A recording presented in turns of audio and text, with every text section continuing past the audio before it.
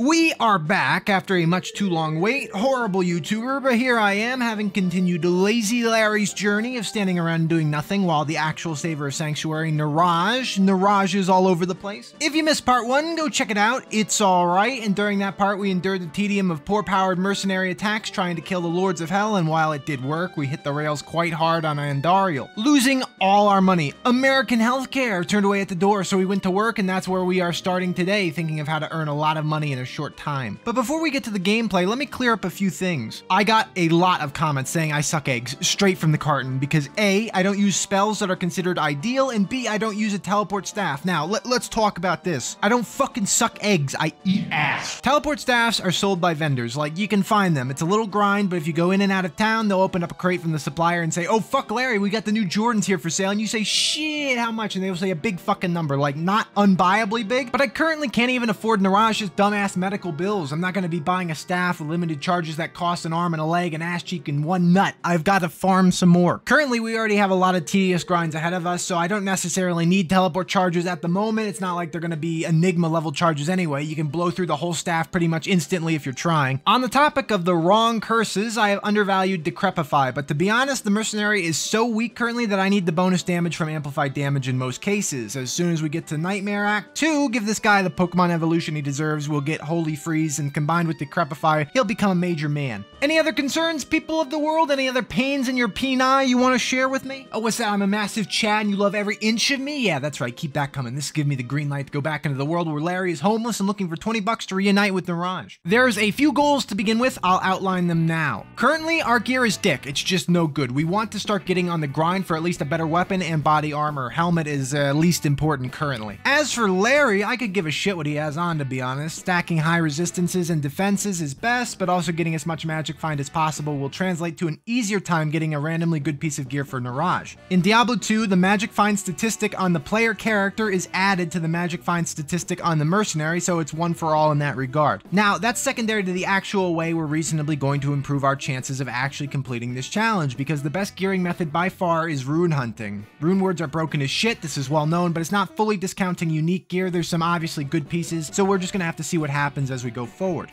Runes just happen to be a marketable grind through increasing the player count, which makes enemies harder but also improves drop quantity, and since Magic Find does nothing for rune hunting, that means I can just open chests and logs and dead-ass people and find the components myself without worrying about killing enemies. The only problem is that you need a rune word base in order to make the item, so we'll rely on coat racks and the occasional lucky drop to actually build these things. And the Nightmare staples we're thinking about are Insight, a very powerful upgrade DPS-wise with a nice little bonus of making me no longer need to carry mana potions, as the granted aura is a pretty infinite amount of juice. Additionally, the Strength rune word is another weapon we could greatly use for boss fights, as it's the only feasible way to grant Crushing Blow at the moment. What's Crushing Blow, you may ask? Well, it's the way in which I make these YouTube videos. But in Diablo 2, it's a keyword that gives you a chance to deal a large percentage of the enemy's remaining health pool. For regular enemies, it's not such a massive deal. If they have like 50 health, it does like 5 damage, but for bosses with numerous thousands of health, you start dealing chunks of damage, and the amount of oomph it gives you really cannot be matched by raw damage numbers. It really is gigantic. Now, obviously, all of our problems from normal follow us into Nightmare, but nothing is particularly new. The only thing is, since enemies like Duriel are even more of a linebacker in Nightmare difficulty, they will amply shove Naraj into hell that much easier. After the weapons, I've got one particular body armor in mind, Treachery, as this is ordinarily one of the best mercenary armors in the entire game, and it would dramatically improve Naraj's survivability and damage output. While not amazing for raw defense, it boasts a proc chance on taking damage to cast Fade, an assassin skill which gives an insane amount of resistances to magic spells as well as to physical damage. No joke, this proc like fucking quintuples his survivability, so it's definitely what we're going to need to defeat challenges like the Ancients. Unfortunately, in addition to the base item we need to find, we also need a Lem rune, which is relatively rare in Nightmare. There's options for farming this that I don't want to do. And the Hellforge quest has a 1 in 11 chance of dropping it, so we'll hope for the best.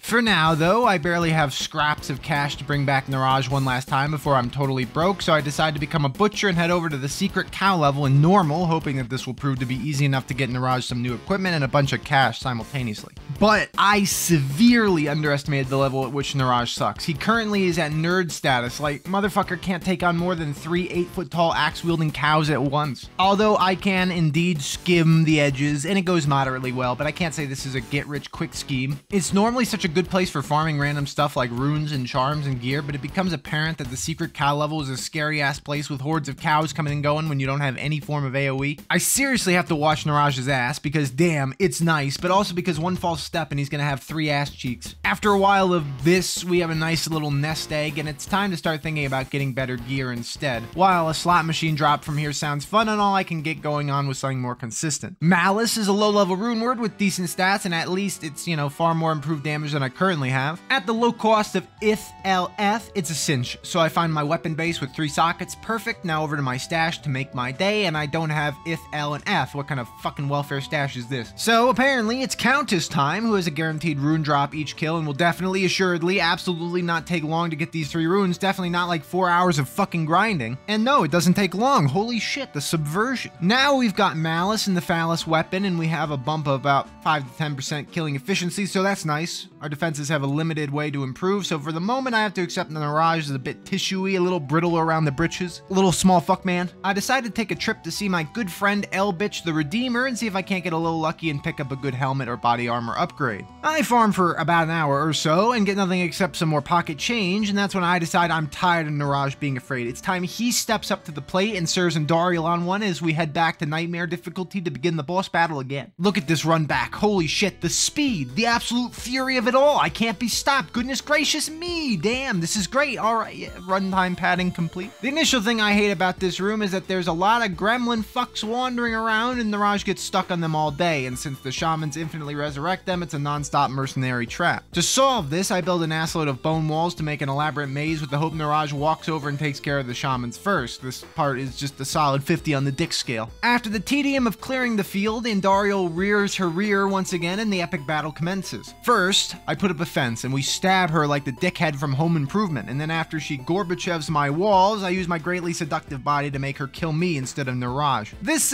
works to some extent, but she still roundhouse kicks my mercenary into a garbage bin as she feels like it, so you know. Yet with the Malice and our increased survivability as a team, Andariel becomes Andediel and we go forward into the deserts of Act 2 once again. Also, Andariel dropped fucking nothing. I didn't. She probably dropped like a chip skull, a chip fucking cock ring. That's what she dropped. Fucking bitch.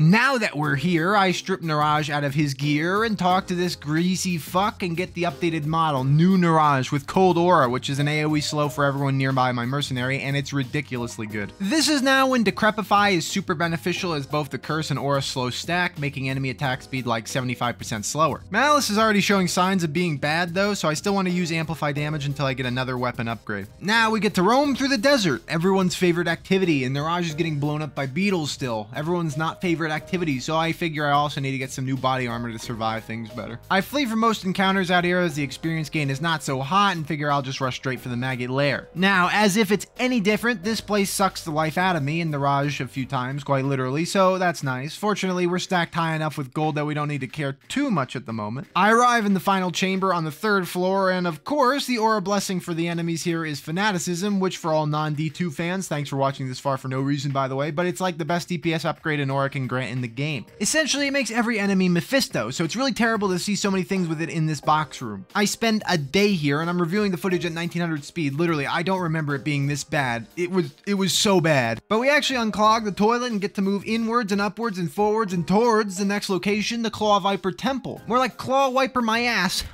Snake enemies are not fun in Diablo 2, as they have knockback and do 10,000 damage per second, and this fact only got worse in Nightmare. Fortunately, I'm a god gamer, and I throw Niraj to the wolves as I find the 2nd floor as soon as possible. The super unique here is all that stands between me and the completed Herodric staff needed to get killed by Duriel again, but Fang Skin hurts a lot, so I need to exercise caution. This is another example of why Bone Wall is the best thing ever for Niraj's survivability. I just segment each monster from each other as we slowly kill the whole room. Yeah, I did that. Yeah, I did that. I know. You want to suck my dick?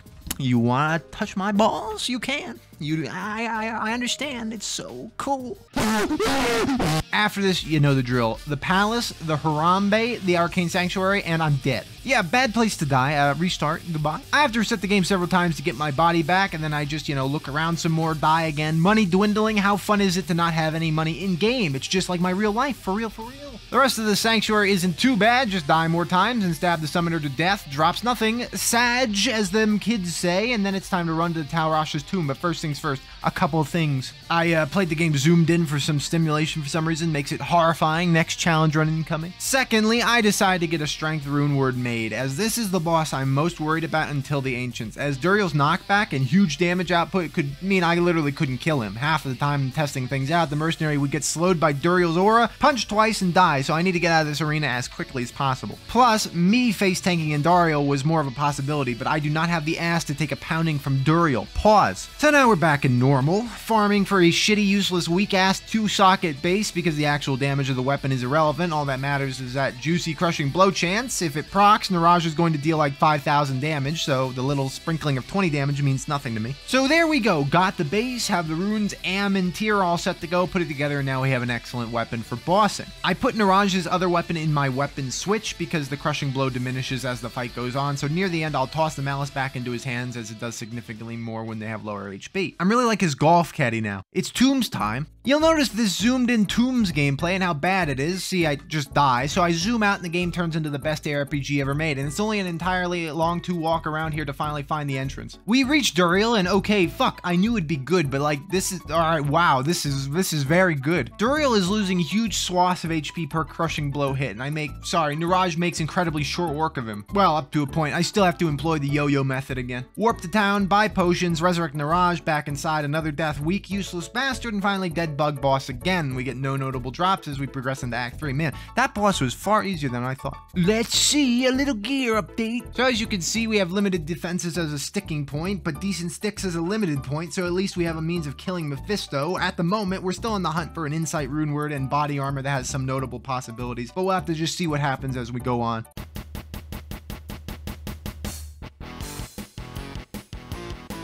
You'll notice Larry has a peasant crown war hat, a perfect item for him to have, the fucking peasant he is. Anyways, as always, we rumble in the jungle until we find the spied cavern and we get our organ collection going strong with a quick Cesark kill. At this point, my bone prison is strong enough to contain a lot of enemies for a while, so I'm spamming that shit. I'm getting a lot of KFC, collecting the bones, shit like that. Honestly, where is Larry getting all these cockases from? Popeye in my asshole. In general, I'm pleased to find that this act is smoother than usual, and I'm flying through the land, getting to the Flayer dungeon and only dying a little bit, just a smidge. The combination of slowing effects giving me some much needed survivability. And then boom, I find it, a subpar, not the best ever, 4-socket halberd, which is a suitable base for insight. I decided it's better than going forward with this malice shit. It's high time to upgrade, and I put together the item, and let me tell you, it's a good fucking item. Even when not in the best base around. Like, I could have gotten an ethereal bonus as well as a superior one, but it doesn't matter. This isn't going to be our last weapon no matter what. We'll upgrade again. Hell's going to be a piece of shit. For Nightmare, this is the weapon. It's all we need to get by. Instantly, I can tell the difference, as monsters die in only 2 to 3 whacks instead of 6 to 8, so I'm pleased that we have the best of several worlds as we find our way through this normally not fun at all act. Lower Karas becomes higher Karas, and that becomes a Karas Bazaar, and becomes a Karas Bazaar Sewers, and becomes another nutsack in the inventory, which becomes a council battle, and fuck, they are still hard. I was hoping to navigate the entirety of this act without much difficulty, but now I'm taking a right clackering from these gremlin men. This whole arena has a few problems that are actually fairly interesting. The big water monster is apparently unreachable by the desert mercenary, but that doesn't stop him from walking over and then doing nothing, just stands there near the water like a fucking fisherman. And meanwhile, he eats 10,000 fireballs from the council members. Why aren't you pausing, you fucking... Oh. Restore. Activate window. And yeah, I don't do calculations for various things. I'm quite the moron. But I really should take a look at how much damage Hydra does because it nukes our asses in an instant. So the only method that has a chance of success is drawing the members back really far to the waypoint and slowly giving them my member one by one. Additional Act 3 problem of Hydra Fence sitting in the bushes ready with the fattest heel imaginable, and then Torque Ice Fist puts his fist in my ice hole and we're back to the Mercenary Revival Center. After a finagling of time, we make it and kill all these dick holes and we're inside the Durns of Hate. I like the idea of running past everything akin to a frightened little child, but there's no getting around the ghouls or the massive men, so I have to let Niraj take out the trash, and there he goes, dead again. We walk and talk and sock the occasional cock and rock on towards the Lord of Croc with lock, stock, and barrel, only to chalk this one up to being a weak little bitch as Mephisto scrapes away my health bar with one swipe of his bony-ass hand. This fight is comical. As I stand to Mephisto's left, he turns to face me, frowns, hits me 800 times as I chug strawberry jam. I hand Niraj a big stick from my pants. He accepts it and starts shoving it up Mephisto's ass. He's too busy swatting me like a fly, and yeah, that's the fight. Sometimes I go to town when I'm too hurt, and at one point he slaps me to death, which kills me. Then we kill him, so we call it even. It drops literally nothing of interest, thanks again, and we're back in Act 4.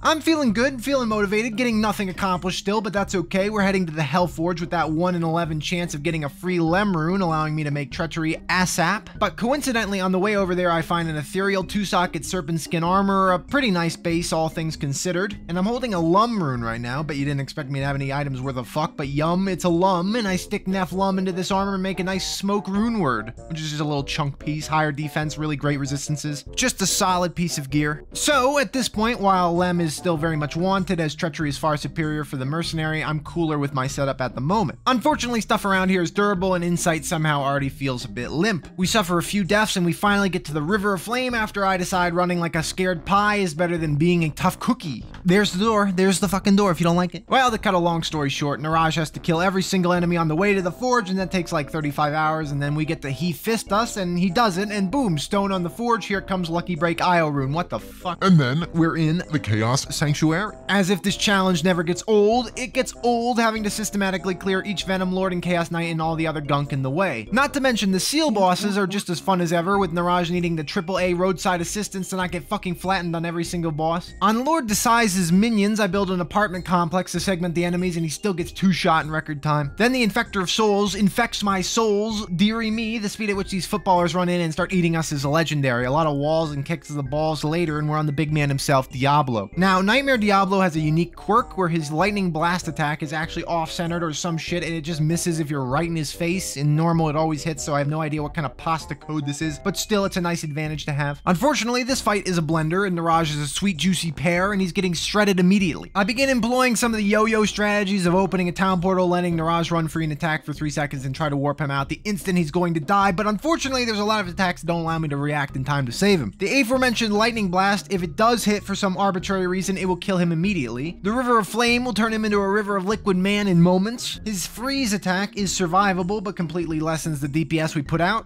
His slap, it does a lot, but you know, it's tankable briefly. And then the cage sets up an MLG kill compilation. I mean, look at this literally human play, hit us with the CC and then pop his ult and we just fucking die immediately. Imagine if this was hardcore. I'd actually pee-pee and poo-poo and pee-pee and poo-poo and pee-pee and poo-poo my pants. And you know, I was happy about the amount of cash I had banked up to this point, and it's just now careening away as Diablo racks up the kill count. This fight on fast forward says all that needs to be said. We win the day and get again literally nothing except a letter from the bank saying I'm fucked, and we go to Haragath, and now it begins the ultra grind. I'm gonna find that Lem rune.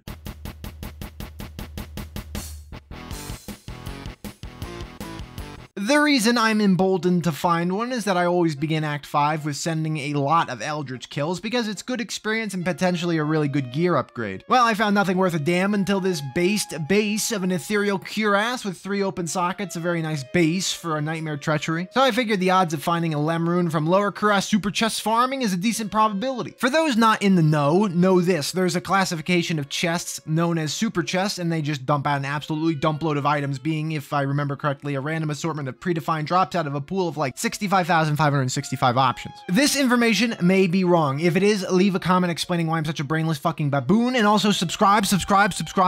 Anyway, in these predefined drops, there's a lot of good rune selections, but this is normally only worth the nightmare of doing this grind on Hell, as that's where you can get up to Burr runes for free from this method. In Nightmare, Lem definitely can show up, and I really want this upgrade for the battle with the Ancients, as it's going to be an insane slugfest, and Niraj needs to survive the entire gauntlet completely. Now, if you're curious where the super chests are, they're in these Tetris-style tent blocks in Lower Kurast, of which 1 to 2 of them spawn per map. So ideally, we will re-roll a map until there's 2 of them in relatively close proximity to the waypoint, and the rhythm goes open the game, run to the waypoint, do a circle, save and exit, repeat for thousands of years. I really don't want to do this for thousands of anythings, but we'll see how it goes. In the meantime, though, this is also such an immensely good gold farm. I didn't realize how easy this was to rack up literally millions of gold. Larry's quitting his day job and just resorting to becoming a thief. But it's alright, it's morally fine. These are fucking doom apes, who cares? With a high chance to find wands, scepters, body armor, all that sort of thing, we're pulling down 30,000 per item with every run pretty much. So I unload all my charms except for movement speed and I pick up whatever I can find. Also, apparently player 7 is the ideal difficulty setting for this farm, so that's what I'm rolling with here. At first I'm feeling optimistic. There's a lot of low tier runes I'm getting and it's not bad. I'm just putting things in the pants. Then 2 hours have passed and I'm still here picking up tier runes and thinking, oh fuck, it's going to take all my life. And then I get a foul rune, which is a fail, but it's 1 step below Lem, meaning with 3 fouls I can combine them into what I need, but that means I'm only reasonably 1/3 of the way there. Another hour passes and I found a pretty nifty Amazon amulet, some good charms, lots and lots of golds, and still no Lem rune. Another hour passes and I question what I'm doing as I keep picking up Tal runes thinking it will add up eventually, even though no, it will not. I find a Steel Clash Kite Shield unique drop and it's an upgrade for Larry, so that goes on, protecting me from all sorts of enemies, such as the women, or the bow women, and Bale. I haven't mentioned, but I was going with a convenient single campfire spawn for the super chest farming since it's just close enough, and I figure whatever, until I figure what the fuck am I doing and re-roll it to become a very decent double campfire, doubling my super chest spawns and giving me a much better everything. About 5 hours in now and I'm still no closer to being done with this, which is fantastic. I love not living my life because I'm just too busy clicking on logs. It's like RuneScape. On my way to the super chest, I always hit every single openable thing I can, like corpses, stumps, stashes, all that. Do you open the corpse's ass or its pockets? What is it? What are you doing there? And usually these things can produce randomly good items. All kinds of good things, like this Lem rune. Wow, super chest, eh? More like super shit. Got him, and I finally got this armor made. I mean, you have no idea how good this is going to be. Or maybe you do have an idea, but you're not in the room making the video with me, so who cares? Fuck you, it's good. That's all that matters. I want to cut Niraj's teeth on some monsters now, so I bring him back to Eldritch and friends, and when Fade procs on him, he's just so tanky. It's actually refreshing to watch him just cleave through mobs. I say cleave, more like shimmy around, but the point is he's not dead anymore. Now we're on to the final section of Nightmare, the walk to the Ancients, and then ballhead motherfucker stupid Dickle who has way too many legs and he sucks and his brothers died in vain. Let's make fun of him for that and also stab him to death. That's right. So the walk to the Ancients is mostly a skippable grind as you can avoid everything except the doors. These fucking doors again, good lord, give me a break. And something I regret immediately is finding the exact doorways that lead onwards without getting any waypoints, which means if I fail against the Ancients, I'd have to walk all the way back up the mountain, something that takes around 8 minutes. I don't want to do that. That's insane. But yeah, straight up finding the right speedrun path means I just end up on the area at Summit without any insurance, and this battle is going to be it. The entire challenge is hinging on the ability to beat these 3 on every difficulty, because it's the only thing you can't cheese, especially when relying on a mercenary to do all the work. They will careen into him with their whirlwind, axe throw, and mighty leap. Literally, the 2001 meta barbarians are here to play. I load up on around 30 health potions and have a few full rejuves on me as well, and it's time to begin. Immediately, I start running away to kite a bit as I'm not confident Niraj can take the damage of all 3 at once. With a combination of Decrepify and Bone Prison, there's a much better chance at working on these guys one at a time, but each of them can just ignore the Bone Prison if they use their signature moves, except maybe the Throw Barb. He just sucks ass. It's poetic. But Core Lick Ass and Tal Lick Dick, they're coming over as soon as they want. But I won't lie, despite some close calls and pumping all my rejuvenation and healing potions into Niraj, we take the victory in one shot, literally about 50 times easier than Diablo. There were actually a few close calls. I attribute all of it to my armor. It really is all because of Fade being crazy for defense. Unfortunately, at this point, my offense against these guys is pretty good, so with some smart play, we're past the hardest part of Nightmare. And then immediately, the World Stone Keep trolls the shit out of me and has an army of biblical proportions just waiting for us. I really resist the urge to log out, and I scamper and find the waypoint 12 seconds before I actually do have to save and quit because I was so totally going to die, and then it's, you know, just a short jog to the Throne of Destruction, and I'm impressed. Niraj is man-moding this place. All 5 Bale waves, including Fister the Lister, is just a breeze with the added help of walls, of course. And of course, still dying once. Good day, Qualkecker. But it's time to finish this difficulty once and for all. And again, Bale is just a controlled human player at Blizzard because all he's doing is spamming the Ocean of Frost thing that completely denies the Mercenary from dealing damage. What the fuck? This isn't a joke either. Like, please stop doing that. But you know what? It's an easy battle. It just takes way too long, and that's that. You know, what a wonderful, happy climax. It was not that bad. And that's 2 difficulties completed without ever hitting a single enemy. Not sure how Niraj sleeps at night, murdering fuck. And I guess Amp Lisa has some blood on her hands too. Remember her? She's in a bar somewhere. Now that we're in hell difficulty, I'm just gonna step my toes in the door to see how hard it will be to kill stuff around here. My resistances are in the pits, but Niraj actually caps out when he gets Fade to proc, so he's set for at least being alive. In terms of him killing stuff, it's not the worst thing I've ever seen, but there's certainly a lot of surviving going on. and us dying. Yup.